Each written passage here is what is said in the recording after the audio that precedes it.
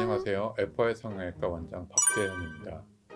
오늘은 실제적인 코 성형에 대해서 각각 사례를 보면서 전후 사진을 비교하면서 수술법에 대해서 설명을 좀 드리려고 합니다.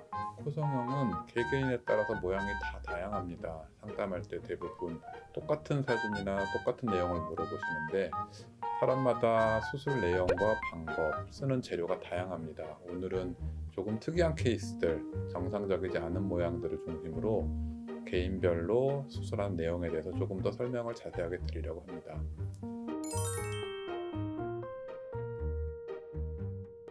오늘의 첫 번째 케이스를 먼저 보겠습니다. 이 환자분의 특징은 보편적으로 가지고 있는 콧대가 낮은 것과 코끝이 많이 퍼져 있습니다. 이런 분들이 대부분 와서 뼈절골을 원하거나 콧 날개를 줄이는 것을 먼저 상담들을 합니다. 대부분 그걸 권하기도 하고요. 근데 기본적으로 원래 문제가 되는 눈썹뼈에 비해서 콧대가 낮은 것과 코끝이 많이 떨어진 것이 주 문제입니다. 이 부분을 해결하지 않으면 다른 보조적인 수술들이 오히려 밸런스를 깨트리는 경우가 있습니다. 정면 사진과 45도 사진을 잠시 보시면요.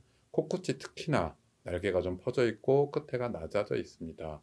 날개가 많이 커 보이지만 나중에 후사진을 참고하시면 코끝을 충분히 올리게 되면 밸런스가 날개와 코끝이 맞게 됩니다. 이런 경우 날개 수술보다는 기둥을 충분히 세워주는 것이 더 중요합니다.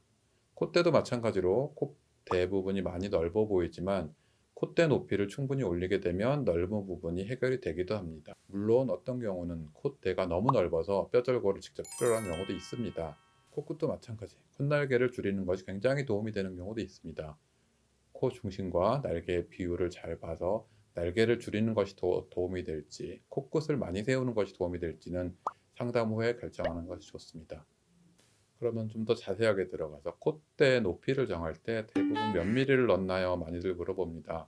정확한 미리수를 CT를 측정해서 계측하는 경우도 있고 본을 떠서 잡는 경우도 있지만 그거보다 더 중요한 것은 환자분의 눈썹뼈 높이와 콧대 그리고 코끝의 비율이 중요합니다. 이분처럼 콧대가 넓어서 높이를 좀 충분히 빼야 되는 경우도 절대 눈썹뼈보다 올라가서 일자코가 내면 안 되게 적정한 높이까지만 올리는 것이 중요합니다.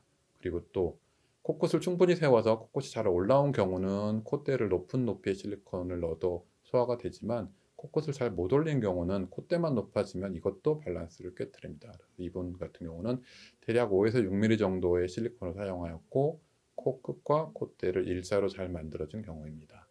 네, 오늘의 두 번째 케이스를 보겠습니다. 두 번째 케이스는 주로 오는 많은 케이스들 중에 두 가지를 같이 가지고 있습니다. 제일 많이 환자분들이 얘기하는 것이 짧은 코끝이 작고 길이가 짧은 경우를 문제로 삼고요. 또 하나는 매부리를 문제로 삼습니다. 이 케이스는 매부리와 코끝이 짧은 것이 같이 두 가지 문제를 가지고 있습니다. 이런 경우는 수술이 조금 더 까다롭습니다. 매부리를 줄이는 걸 얼마만큼 할 거냐, 코끝을 얼마만큼 길이를 뺄 거냐, 이 두 가지가 서로 반대되는 개념이라 이 두 가지를 적절히 조절해서 최종 모양이 매부리도 사라지고 짧은 길이도 복원하는 것이 중요합니다. 우선 전 사진을 보시면 가장 중요한 포인트가 코끝이 많이 짧아져 있습니다. 끝의 연골과 피부 조직도 많이 빈약하고요. 이런 경우가 길이를 잃을 때 제일 어렵습니다.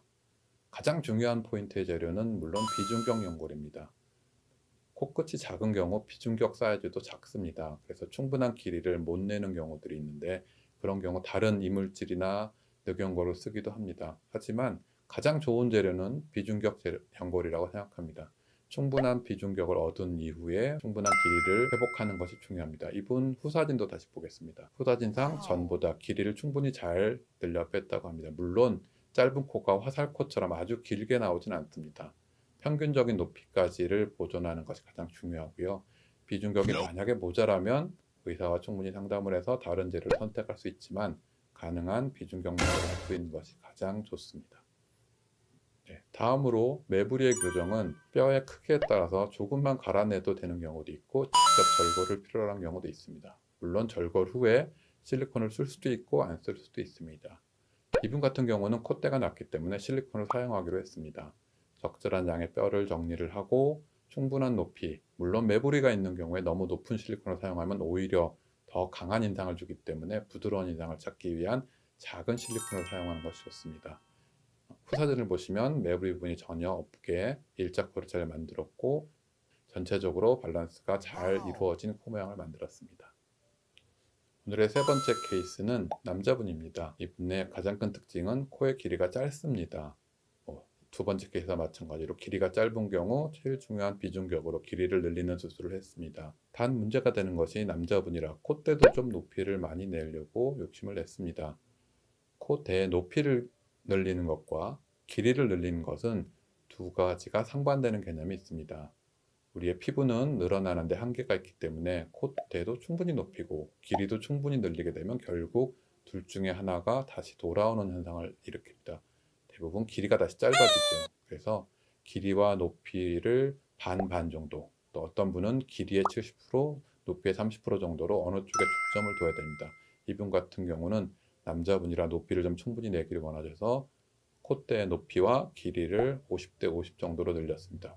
최종적으로 긴 코가 만들어진 않고 약간 짧은 듯한 느낌이 나지만 콧대의 높이에 보강을 했기 때문에 전체적으로 길이와 높이를 잘 밸런스를 맞췄다고 생각합니다. 여러분들도 가장 중요한 것은 수술 전 상담입니다. 충분한 상담과 본인이 원하는 모양을 잘 설명해 주시면 대부분의 전문의 선생님들은 그에 맞는 재료와 목표를 설정해 주실 겁니다.